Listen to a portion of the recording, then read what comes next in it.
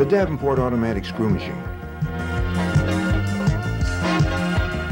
Stocking.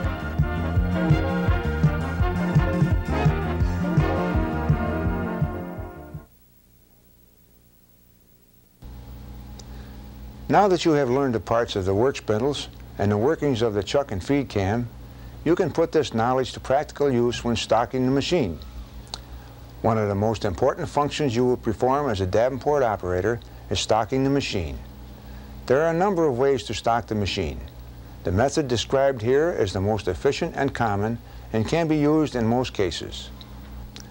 Before stocking the machine, you must be familiar with these parts: the stock paddle, the feed tube, the chucking mechanism, the chuck and feed lever, the chuck opening lever, the chuck opening latch, the cam lever handle, the detent, the chuck opening throwout. You must also be familiar with a certain aspect of the machine that has not been discussed so far. That is the working position. The working position. Before you can stock the machine, it must be jogged into the working position. You must also disengage the starting clutch. The working position is indicated when the tools are ready to work on the material or stock. A simple way to determine when the machine is in the working position is to look at the bearing spindle opening and closing cam at the bottom right of the front of the machine. When the machine is at the beginning of the working position, the slot on the bearing spindle opening and closing cam will be at 6 o'clock. When the machine is in the working position, the slot can be anywhere between 6 and 12 o'clock. Having the machine in the working position leaves the chuck opening lever straight up and down, so it is easier for the operator to disengage the detent and chuck opening throwout. Stocking. After the machine is jogged into the working position and the starting clutch disengaged, the stock can be inserted into the wire case carrier. Insert one bar at a time after chamfering both ends. Stand at the front left of the machine. Hold the bar by its side.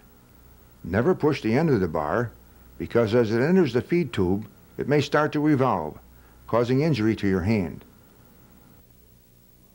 As you insert the bar into the carrier, clean the bar with a clean shop cloth and oil with a saturated shop cloth as you push it into the carrier.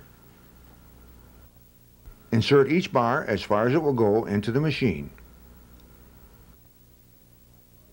After all 5 bars are inserted, walk to the operator's position at the front of the machine.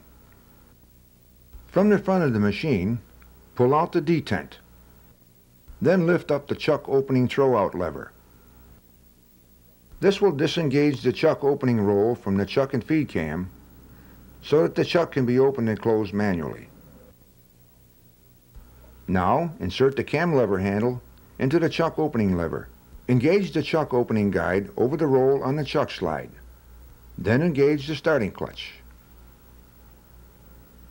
Jog the machine through the working position until the tools have begun to retract and the revolving head has just begun to index.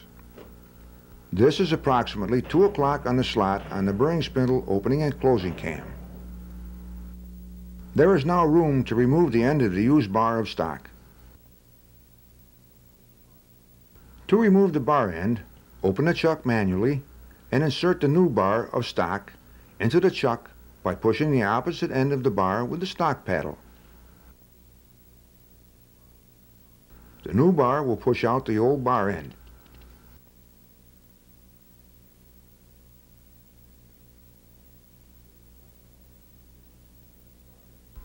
Be sure the bar end falls down the work chute and does not fall into a critical area of the machine where it can cause damage when the machine is in operation.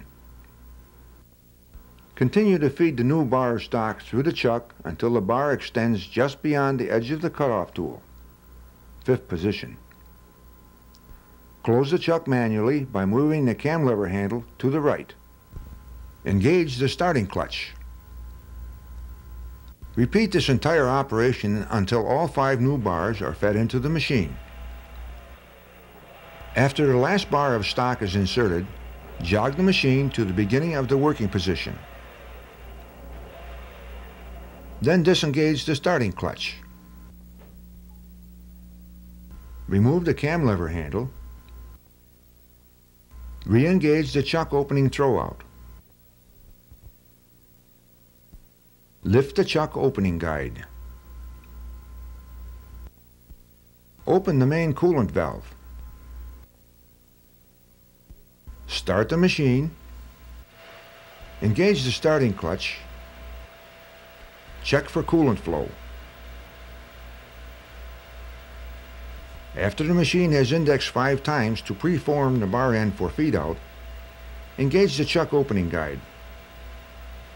The machine will now begin to manufacture workpieces.